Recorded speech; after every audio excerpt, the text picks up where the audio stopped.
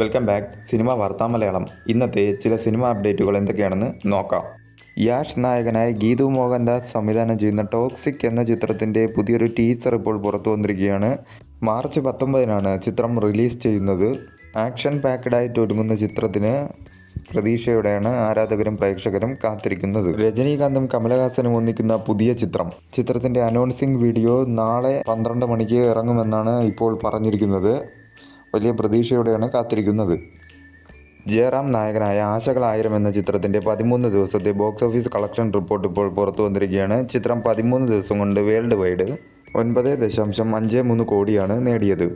കേരളത്തിൽ നിന്നും 5.97 കോടിയും കർണാടകത്തിൽ നിന്നും 40 ലക്ഷവും തമിഴ്നാട്ടിൽ നിന്നും 24 ലക്ഷം രൂപയും ഓവർസീസിൽ നിന്നും 2.80 കോടിയുമാണ് ഇതുവരെ നേടിയത്. ചിത്രത്തിന് തിയേറ്ററിൽ ഒരു മിക്സഡ് റെസ്പോൺസാണ് ഉണ്ടായത്. നവ്യ നായർ, സൗബിൻ ഷാഹിർ എന്നിവർ പ്രധാന വേഷത്തിലെത്തിയ പാതിരാത്രി എന്ന ചിത്രം ZEE5 എന്ന OTT പ്ലാറ്റ്ഫോമിലൂടെ ഇന്നു മുതൽ OTT റിലീസ് ചെയ്തിരിക്കുകയാണ്.